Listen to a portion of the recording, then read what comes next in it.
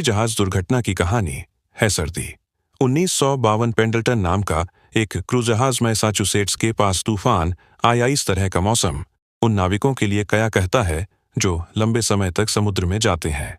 ऐसा लगता है कि यह आम बात हो गई है, उन्हें घबराहट या बेचैनी महसूस नहीं हुई।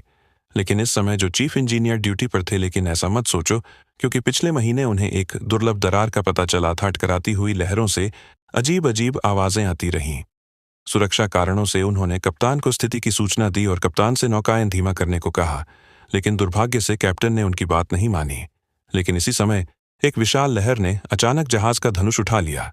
फिर यह दोबारा समुद्र से टकराया। तभी ठंडी हवा टकराते ही फूट पड़ी। इंजन कक्ष में बड़ी मात्रा में समुद्री जल भर गया। मुख्य अभियंता ने निर्णायक रूप से जल निकासी उपकरण खोला और दाढ़ी वाले आदमी को आदेश दिया, आपातकालीन स्थिति के लिए तैयारी करने के लिए सभी को सूचित करें।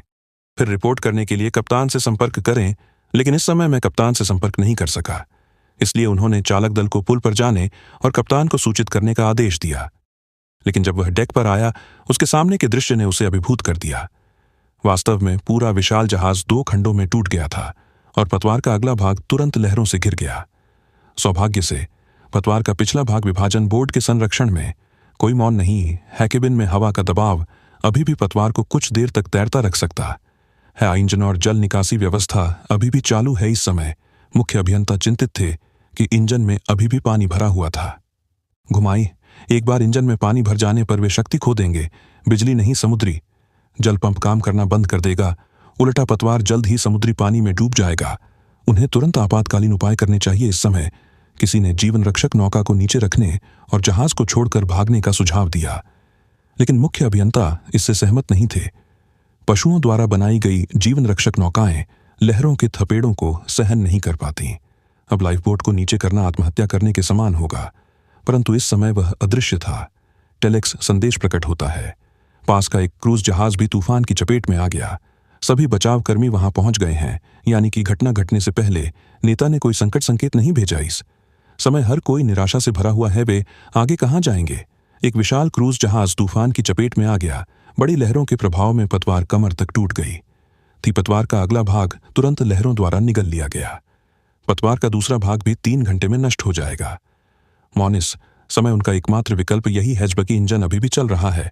नाव को किनारे तक ले जाने और उसे समुद्र तट पर ले जाने का प्रयास करें, जिससे पतवार केडू बने की गति धीमी हो गई। इस तरह आप पर्याप्त समय खरीद सकते हैं। बचाव का इंतजार कर रहे हैं। चैनल के एक तरफ जल निकासी लोगों को संगठित करते हुए छिपने के खंभे लगवाए। कुछ ऑपरेशन के बाद आखिरकार उन्होंने छुपे हुए खंभे की स्थापना पूरी कर ली।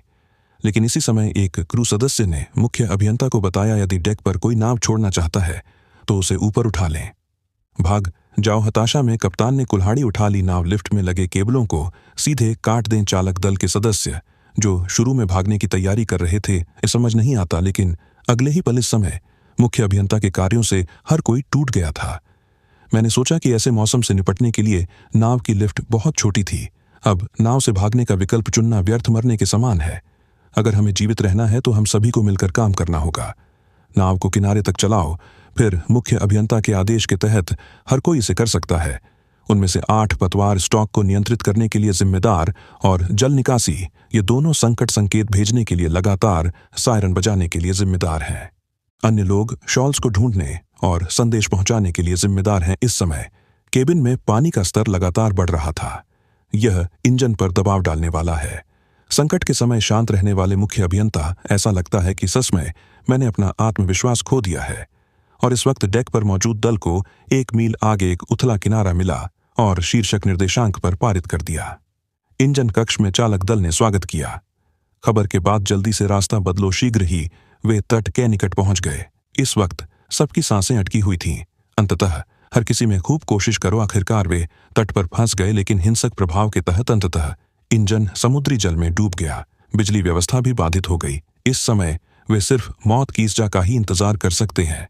एक विशाल क्रूज जहाज तूफान से आधा टूट गया। पतवार का अगला भाग विशाल लहरों से घिर गया है। पतवार का पिछला आधा भाग तट पर फंस गया। इसी समय तट पर एक मछुआरे ने उन्हें खोजावरत बचाव दल को स्थिति की जानकारी दी। इसलिए भी क्योंकि एक ही दिन 2 जहाज दुर्घटनाग्रस्त हो गए थे, बचाव दल के सभी सदस्य दूसरी नाव से बचाव कार्य कर रहे हैं। टीम में केवल कुछ नए लोग हैं। और एक छोटी बचाव नाव है। फंसे हुए क्रूज जहाज का स्थान यह आसपास का सबसे खतरनाक रेत बांध क्षेत्र भी है। क्या होगा अगर हम बेहोश लोगों को बचाने के लिए समुद्र में जाएं और मर जाएं? सावधानीपूर्वक विचार करने के बाद कप्तान अंतिम निर्णय बता दें कि जैक 3 नवागंतुकों को बचाव के लिए समुद्र में ले गया। शीघ्र ही वे सापा के निकट पहुंच गए। मौसम संबंधी कारणों से लहरें सामान्य से कहीं अधिक भयंकर हैं। बचाव पूरा करने के लिए कार्य वे केवल बहादुरी से ही आगे बढ़ सकते हैं। इस तरह उन्होंने पहली बड़ी लहर को सफलतापूर्वक पार कर लिया। हालांकि जहाज पर लगा कंपास लहरों में बह गया था। तभी विशाल लहरें उनसे फिरट कर आईं। अतः सबके संयुक्त प्रयास से उन्होंने सफलतापूर्वक रेत का बांध पार कर लिया। देर हो चुकी थी और भारी बारिश हो रही थी। कंपास खो गया था और वे क्रूज जहाज का स्थान निर्धारित करने में असमर्थ थे। क्रूज जहाज को खोजने के लिए जैक केवल धारा का अनुसरण कर सकता है। तभी अचानक उसके सामने एक काली परछाई आ गई। जैक ने अपने साथियों से सर्चलाइट चालू करने को कहा। यह फंसे हुए क्रूज जहाज का आधा हिस्सा। इसी दौरान क्रूज जहाज पर मौजूद लोगों ने भी उन्हें खोज लिया। इस समय समस्या यह है बचाव पोत में 12 लोग रह सकते हैं, लेकिन क्रूज जहाज पर 30 से ज्यादा लोग सवार थे।